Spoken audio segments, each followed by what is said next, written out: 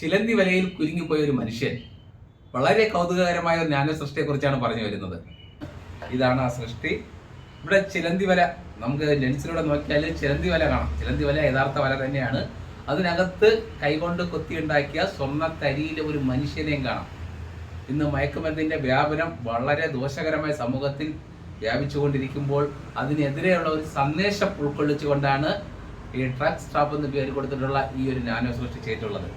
ഇവിടെ നമുക്കൊരു ഫ്രെയിം കാണാം. ഈ ഫ്രെയിമിനുള്ളിൽ നമുക്ക് ചിലന്തി വലയുടെ ഒരു രൂപവും അതിന് മുകളിലായിട്ട് മയക്കുമരുന്നിന്റെ പ്രതീകമായിട്ടുള്ള ഒരു സിറിഞ്ച് കാണാം. സിറിഞ്ചിൽ നിന്ന് മയക്കുമരുന്നിന്റെ ഒരു തുള്ളി താഴേക്ക് വരുന്നുണ്ട്.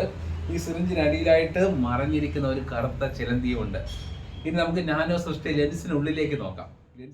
ലെൻസിലൂടെ കാണുന്ന ഈ ഒരു മനുഷ്യന്റെ പൊക്കം വെറും 2.5 മില്ലിമീറ്റർ മാത്രമാണ്. വെറും 4 മില്ലിഗ്രാം സ്വർണം ഉപയോഗിച്ചാണ് ഇത് കൊത്തിയിരിക്കുന്നത്.